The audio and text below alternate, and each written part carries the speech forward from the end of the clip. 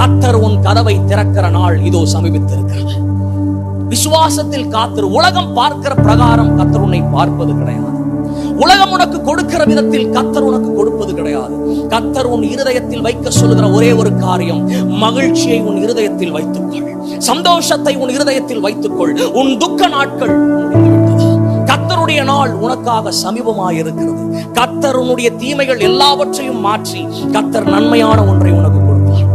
இதுவரை உன் வாழ்க்கையில நீ பெறாத ஒன்றை கர்த்தர் இந்த நாளில் உன் பெற்றுக்கொள்ள கர்த்தர் கிருபை செய்வார்.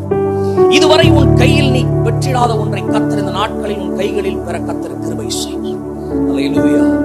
ஏனென்று சொன்னால் நம்முடைய சிருஷ்டிகரே நம்முடைய நாயகராய் இருக்கிறார். எல்லாரும் சத்தமா சொல்லுங்களேன், என் சிருஷ்டிகர் என் நாயகர். என் சிருஷ்டிகர் என் நாயகர். இந்த மாசம் மாத்திரமல்ல, இந்த வருஷம் முழுவதும் என் சிருஷ்டிகர் என் நாயகராய் இருந்து என் குறைவை எல்லாம் அவர் ஆச்சரியமாய் நன்மையாய் மாற்றி கொடுப்பார். நான் வேதனைப்படல, நான் பெற்றுக்கொள்ளலன்னு நினைக்காத. கர்த்தர் உனக்காக புதிய ஒன்றை வச்சிருக்கிறார். கர்த்தர் உன் பேரில் ஆச்சரியமான ஒன்றை கர்த்தர் முன் குறித்து வைத்திருக்கிறார். உன் வேதனை எல்லாம் மாறும்படி கர்த்தர் ஒரு அற்புதத்தை உன் வாழ்க்கையில் செய்வார். உன் வேதனை எல்லாம் முன்னிலிருந்து நீங்கும்படி கர்த்தர் புதிய வரவு ஒன்றை உன் குடும்பத்தில் ஆண்டவர் கொடுப்பார். எஸ், பிள்ளை பெறாத மெலடியே மகிழ்ந்து பாடு. கர்ப்ப வேதனை படாதவளே கம்பீரமாய் பாடி ஆனந்த சத்தமிடு. வாழ்க்கைப்பட்டவளுடைய பிள்ளைகளை பார்க்கிலும் அநாத ஸ்திரீயினுடைய பிள்ளைகள்